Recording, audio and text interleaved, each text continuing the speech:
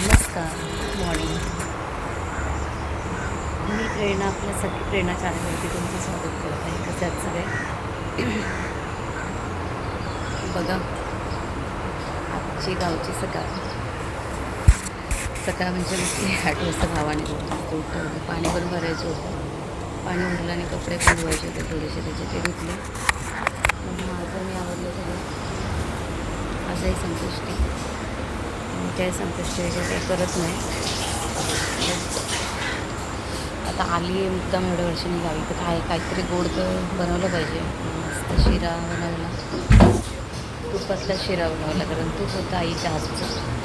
तर काय अजून मजा म्हटलं बनवलं. तुपातला शिरा बनवला. आता इथे थोडासा झाड वगैरे मारल्यामुळे तर आई नाही आहे, तर हां भाऊ बाकी सगळं करतो घरातलं. पाणीसुद्धा त्याने थोडंसं बाहेरचं भरून ठेवलेलं ऑलरेडी. आणि तो सध्या गावी आहे, त्याचं गव्हर्मेंट जॉब चालू आहे म्हणून. लवकरच तो पण मुंबईला येईल, चांगला जॉबला. त्याला जसं जॉब येईल तसं तो जॉब पण भेटेल, अशी म्हणजे सद्गुरू माझी प्रार्थना आहे, अर्ज आहे. त्याचा जॉब त्याला गव्हर्मेंटचा तो भेटून हक्काचा. त्याच्यानंतर छान असं सेट झालं, लग्न पण होईल, सगळं चांगलं होईल, मला पूर्ण विश्वास आहे.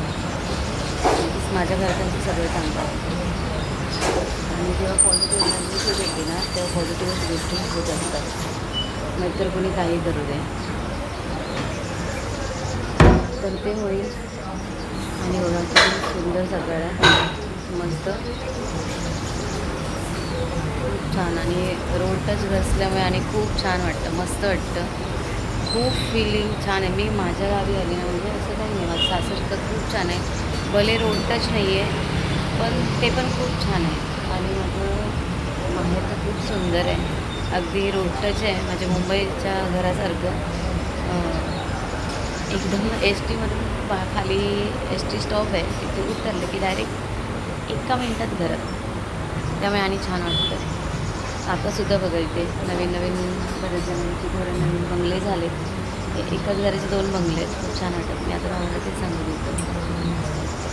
समोरची बँक आज बंद आहे, कारण आज संडे. त्यानंतर तलाठी ऑफिसला सुद्धा मी काम केलं आहे, ते जॉब केलं आहे 1-2-3 महिन्याचं केलेलं. ते जुनं ऑफिस होतं, आता नवीन झालं आहे, नवीन बांधलं आहे आणि खूप मस्त वाटतं. आणि जास्त करून म्हणजे माझ्या माहेरी सगळे व्यापारी वर्ग आहे, म्हणजे सगळे व्यापारी वर्ग आहे. तुमच्या ऐकण्यात असतील तर आपले म्हणजे कोकणात म्हणजे विरण बाजारपेठेचं म्हणजे आजूबाजूच्या गावांना ओळखतील असं नाव, म्हणजे ज्यांचं काजू कारखाना सुद्धा आहे, सुरेश निरुकर, ते सुद्धा ह्याच बाजारपेठेत, ह्याच गावात, म्हणजे आमचे काका, ज्यांच्याशी काल माझं शाळेमध्ये सुद्धा बोलणं झालं, ज्यांना मी माझी विद्यार्थी संघटनेचे अध्यक्षसुद्धा केले बनवलं. आणि त्यांची कामंसुद्धा खूप आहेत, तर ते पण होते. दुसरे आहेत अनिल कांदळकर काका, तर त्यांचं पण खाली माझ्यावरती हॉटेलसुद्धा आहे. आणि घरच्या जे माझ्या ह्या विरणगावच्या त्यांना सगळ्यांना माहिती, तर बहुतेक जण त्यांना ओळखतात, कारण ते पहिले सभापतीसुद्धा होते. बरीच त्यांनासुद्धा बरेच जण ओळखतात. मी खास असं कोणाची ओळख करून देत नाही आहे, त्याचा विषय आला म्हणून मी सांगते. आणि ठीक आहे, आपल्या ह्याच्यातलं आपल्या गावचं आहे, तर ते आवर्जून सांगावं, असं काही नाही आहे की का सांगू, कशाला सांगू, असं नाही आहे. तर ते करायचं. लालपरी करते. ट्रॅक्टर, आमच्याकडे ट्रॅक्टरसुद्धा भरपूर आहेत. आणि आता सगळ्यांचेच झाले ट्रॅक्टर. त्याच्यात तुम्हाला सांगते अजून खूप छान गोष्ट आहे की आम्हाला बाजारसुद्धा खूप जवळ आहे, म्हणजे तिथे एसी स्टॉप आहे, तिथूनच बाजार लागतो. आणि बाजारात मच्छी, आज पण मच्छी आली, पण असं मच्छी पण आहे, माझं खूप मन होत होतं. मी कसं तिकडे उपवास नाही तिकडे, भाऊ पण नाही तिकडे, पण तरी पण त्या सांगू शकत नाही काय नाही होते. तर मच्छी पण होते. आणि गावच्या पाण्यात, गावच्या साईडच्या समुद्राची मच्छी ही वेगळीच लागते खायला.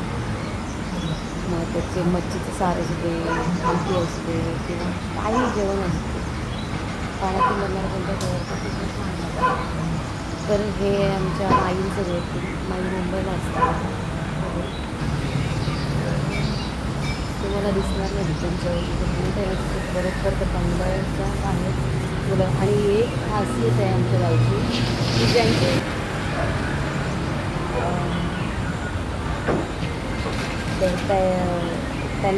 त्यांचीसुद्धा हे होती, झाडं होती, अशी बाग होती. आताची दोन्ही दिवशी लग्न झाली त्याच्यानंतर आमच्या आवड आहे.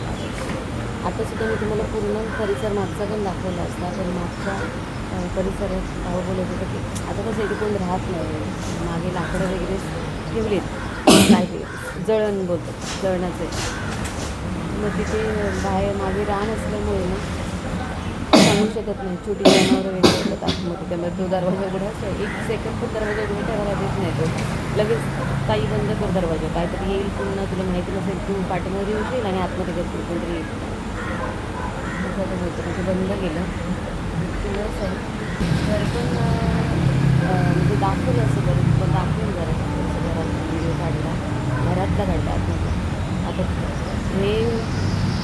हे ओपन आहे हे, आणि बाजूचं आतमधून जॉईनिंगच आहे तो पण रूम.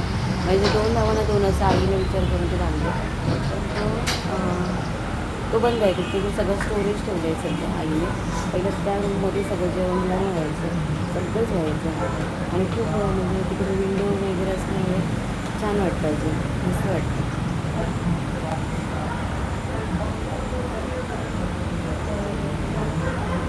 छान आहे ॲक्च्युली पण असे निसर्ग वातावरण आहे. तसं पण इकडे आलं ना की मला एक वाटतं बाहेर मस्त. आमचं पहिल्यापासूनच आहे की काही कामं झाली, जेवण झालं की खुर्ची टाकायची बाहेर किंवा उंबरात बसायचं आणि जाणारी गाड्या बघायच्या. आता कोणाला सोडतं, पण पहिलं कोण होतं झालं, अरे तो रिक्षावालो, अरे सायकलवालो, तो स्कूटरवालो, तो टेम्पोवालो, म्हणजे का असेल ओळखीचं तर. नाहीतर आता असे अजून कसे लोक तिथं. पण गाड्याकडे जातात तर बरं वाटतं, म्हणजे बघायला वातावरण, निसर्ग. आणि म्हणजे कोकण हे निसर्गाचंच आहे, निसर्गाचंच वरदान आहे. निसर्ग तर सगळीकडेच आहे, असं काही नाही. पण सगळं ग्रीन ग्रीन खूप छान वाटतं बघायला, म्हणजे खूप प्रसन्न वाटतं.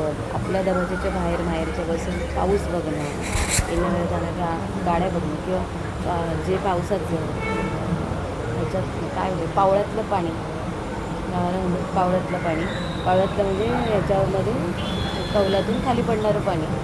पावळ्यातलं पाणी बघून ते पाणी बघताना म्हणजे काय आपलं जुनं बालपण आठवायचं काय वगैरे, खूप छान वाटतं, मस्त वाटतं. तर आत्ता मी आवरलं आहे. माझ्यासोबत जो क्लासमेट होता तो त्याच्या कोणतरी ॲडमिट केलं आहे पुढं. फोन केला की मी आत्ता तरी जातो आहे, मला शक्य नाही दुपारी जाणं. कसं झालं आहे, मला माझ्या हजबंडनीसुद्धा माझ्या परिवाराने त्याचंच भरवशावर पाठवले. दोघं आणि 3 जण आलेलो. आता तिसरं आहे तर त्याचा काही कॉन्टॅक्टच नाही आहे कालपासून, त्याने काय फोन नाही केला. पण याने मला केला गणेश, बोलला आहे मला की मी चाललो आहे रेखा हॉस्पिटलला. तर बघ आता रेखा म्हणजे माझं सांगितलं माझं माहेरचं नाव रेखा. तर तो कुडाळला गेला, तर मला दुपारपर्यंत येणार निघणार शक्य नसतं. आपण संध्याकाळी जाऊ, बघू कशी काय ट्रेन वगैरे काय ते. ट्रॅव्हल्सचं म्हटलं तर मला आता आजोकी पण आत्ताच बरी झाली, कंटिन्यू म्हणजे बसलं तर पाय वगैरे पण खूप सुचतात. त्याच्यामुळे म्हणून मी नको बोलले, ट्रेननेच जायचा विचार झाला. आय होप सीट भेटेल चांगली बसायला 100%. आणि बघू कसं काय काय ते. त्याच्यासोबत इकडून एस टीने वगैरे ते आता बघू, रिक्षा काही झालं.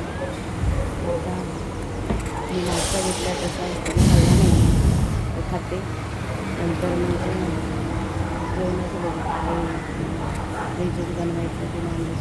मी आले बरोबर त्याच्यानंतर जेवणार यांचं बाजूचं घर आहे, तर दादाने मोठ्या दादाने पण आवाज दिलेला असतो.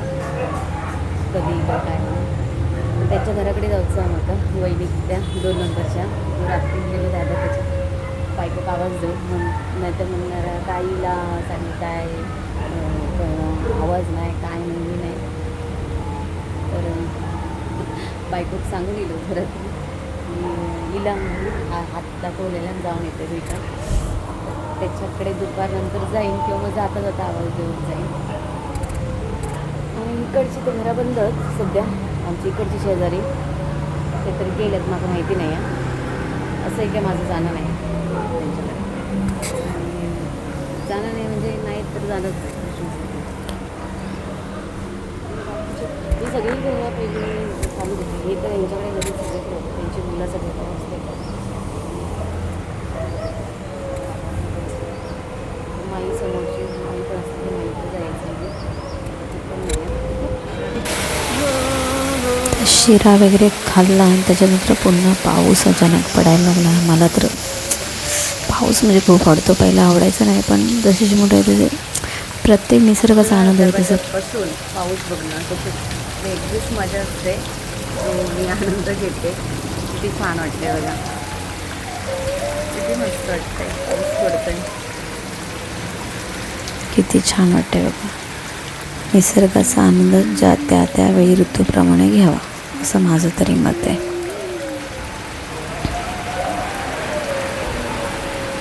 कारण मी तर तोच विचार करून गेले की माझ्या घराबाहेरचा पाऊस मी आनंदाने बघेन. प्रत्येक आठवणी असतात बालपणीच्या माणसाच्या. त्या आवडतात. मला तरी आवडतात जपायला खूप. आणि हा आहे आता आमच्या मागच्या घराचा भाग. मी याच्यामध्ये तुम्हाला काही दाखवलं नाही कारण दाखवण्यासारखं एवढं नव्हतं. आमच्या मागेसुद्धा एक बंगला आहे घराच्या. आणि खूप असं रान वगैरे वाढलेलं होतं. त्यामुळे मी कॅमेरा डायरेक्ट जमिनीवर मारला आहे. नारळाची झाडं काही आहेत कारण आम्ही इथले स्थायिक नाही आहोत. आम्ही दुसरीकडचे स्थायिक आहोत. आम्ही इथे येऊन शिफ्ट झालो आहे बरेच वर्ष असं आई वडील तरी बोलत होते माझे की त्याच्यामुळे. त्यानंतर संध्याकाळी 5 वाजत आलेले होते आणि मला जायचं होतं. मग मी राखी भावासाठी राखी ना मुंबईवरूनच घेऊन गेले होते कारण मला माहिती होतं तो कदाचित येणार नाही कारण पुढे गणपती पण होते. ते कामाचं पण व्हायचं होतं गावालाच.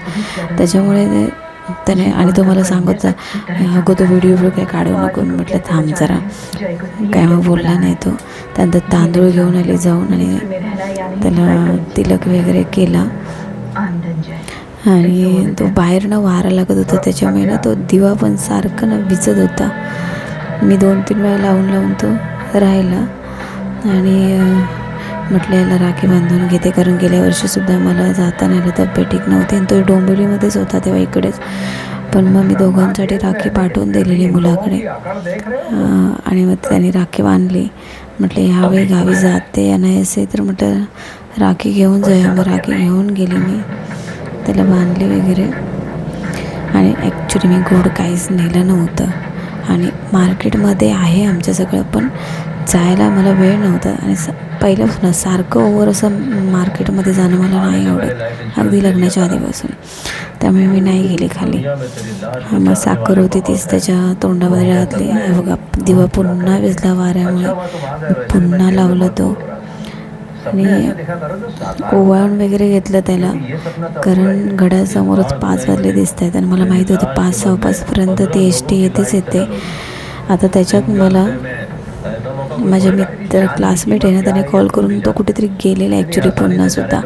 त्याने मला कॉल करून सांगितलं होतं की मला लेट होईल कदाचित मला एस टी भेटणार नाही आमच्या गावात पण येऊन तर तू एस टीने जा. मला माझा भाऊ बाईकने कणकवलीला सोडेल. तर मी ठीक आहे बोलली त्याला. तर तरी पण एस टी आली ना. त्याला असं वाटलं की एस टी आली असेल मला नाही भेटणार तर. पण एस टी आलीच नव्हती 5 वाजले तरी पण. आणि मग मी तो दिवा वगैरे देवरात ठेवला. त्याच्यानंतर सगळं उचलून आतमध्ये येऊन ठेवलं कारण माझी मला काही करून बाहेर बसून एस टी बघायची होती किती वाजता जाते. कारण त्याच्या ह्याच्यावरती मला खाली नाक्यावर जायचं होतं कारण एस टी आमच्या इथून जाते ना ती रिटर्न फिरून येईपर्यंत बरोबर 10 मिनटं जातात तिला टर्न मारून यायला.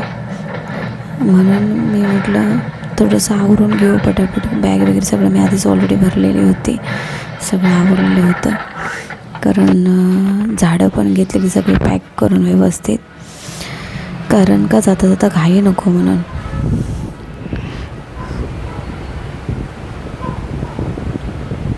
पाच वाजले आणि थोड्या वेळाने मी निघणार आहे. तयारी केली पूर्णपणे. 5ला आमची एस टी येते आणि शेवटची एस टी कणकवली जायची. 5ला येईल. नंतर माझ्यासोबत जो क्लासमेट आहे माझा, तो मालवणला राहतो, तर ती एस टी इथून आमच्या इथून तिकडे जाते, त्यांच्या इकडे. इथून त्यांच्या गावातून परत रिटर्न फिरून पुन्हा ती आमच्या इथे येते बस स्टॉपला आणि इथून कणकवलीला जाते. तर आता ती एस टी इथूनच जाईल, मला दिसेल. इथून गेली बस स्टॉपला जाऊन पुन्हा ती मालवणमध्ये जाईल. तिथून तो बसेल तेव्हा मला मग कॉल करेल की एस टी पकडले. मग मी खाली बस स्टॉपवर काय 2 मिनिटात जाते. आणि खरंच मी आज तुमच्याकडे काहीतरी मागेन माझ्या सबस्क्राईबकडे, की माझ्या भावासाठी, ज्याला आत्ता मी राखी बांधली, त्याच्या गव्हर्मेंट जॉबचं, वडिलांच्या जागेवरती नोकरीचं काम होऊ दे, त्याला ती नोकरी भेटू दे बस, आणि तो चांगला सेटल होऊ दे लाईफमध्ये, एवढी माझी इच्छा आहे. आणि खरंच असं म्हणतात की सगळ्यांची जेव्हा प्रार्थना देवाला एकत्र होते तेव्हा ती गोष्ट पॉझिटिव्ह घडते. आणि मलाही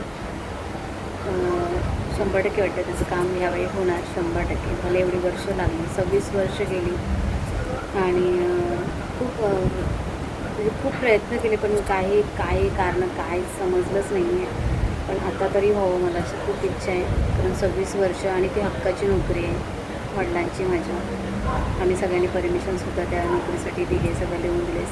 एवढं झालं आहे म्हटल्यावर माझी साईन वगैरे सगळं केली आहे. म्हणजे भावंडांची पण साईन लागते, बहिणीची, भावाची, सगळ्यांनी साईन केलं. फक्त त्याला आता हा जॉब व्यवस्थित लागू दे आणि तो त्या जॉबवर सेटल होऊन व्यवस्थित लाईफमध्ये पण सेटल होऊ दे. कारण हा माझा लास्ट नंबरचा भाऊ आहे. आणि किती काही रुसवे उभी असले तरी प्रत्येक बहिणीला वाटते की आपले भाऊ सेट असावे. त्यांनी आपल्याला काही दिलं नाही दिलं तरी चालेल, पण ते लाईफमध्ये सेट असणारे. आता ह्याच्यात आणि माझंच एज मी 40 क्रॉस केलं आहे, तर हा 10 वर्षांनी लहान आहे माझ्यापेक्षा. आणि आता माझी मुलगी मोठी आहे कॉलेजला, तर मला साहजिक वाटतं की माझा मुलगा अजून लग्नाचा बाकी आहे, त्याचं लग्न व्हावं लवकर आणि सेट व्हावं व्यवस्थित बस. आणि होईल, सगळं होईल व्यवस्थित. तर आमची लालपरी आलेली आहे. फोन करून मी त्याला बोलली गणेशला की लालपरी आली आहे, तर तुला एस टी भेटेल म्हणून. मग मी खाली गेली तिथूनच. नंतर एस टी लगेचच 5-10-8 मिनटातच आली. एस टी पकडली लगेच, कारण वेळच नव्हता. थोडंसं थांबली नाक्यावरती आणि त्याच्यानंतर फायनली एस टी पकडली आणि आम्ही म्हटलं तर जाऊया. बाहेरचं वातावरण बघा किती छान वाटतं आहे. मला तर खूप आवडतं एस टीमधून जाताना पण बघायला, बाहेरचा पाऊस बघायला, निसर्ग खूप आवडतो बघायला. आणि तुम्हाला माहितीच आहे मी किती वेळा व्लॉगमध्ये दाखवलं. आणि इथे हा गणेश बसला आहे, त्याचा चुलत भाऊ त्याच्याच गावचा. तर ते दोघंजणं बोलत असलं, म्हटलं डिस्टर्ब नको, बोलू दे म्हटलं. त्यांची मीटिंग, गावचं काय चालू होतं त्यांचं बोलणं. मी मात्र मस्त बाहेर बघून एन्जॉय करत होते, बाहेरचा निसर्गाचा आनंद घेत होते. खूप छान वाटत होतं, खूप मस्त वाटत होतं. नंतर मग बाहेरचं वातावरण बघता कधी कणकवली आली माहीतसुद्धा नाही पडलं ॲक्च्युली. आणि मग आम्ही कणकवली स्टँडला पोचलो. तर फायनली आम्ही कणकवलीमध्ये आलो आहे परतीच्या प्रवासाला. गणेश आता गो. तर आम्ही चाललो आहे परतीच्या प्रवासाला. अजून बघू आमचं कोण सोबत, आमचं कोण येतं आहे का अजून. मग ट्रेन पकडून जाऊ आम्ही मुंबईला. आलेला प्रवास खूप सुखाचा झाला, जायचा प्रवास तर खूप सुखाचा होऊ द्या आमचा. आणि बघू पुन्हा कधी यायला भेटते आम्हाला.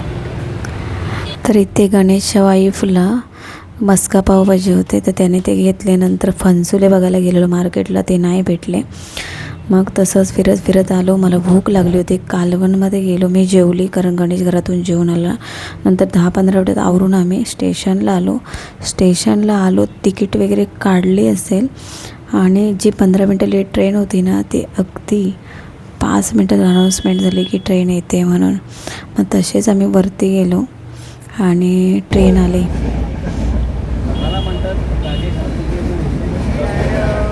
फायनली आम्ही ट्रेन पकडली कणकवलीवरून आणि चाललो घरी. आता दाखवण्यासारखं काही नाही, फक्त गर्दी आहे. काहीच दाखवू शकत नाही.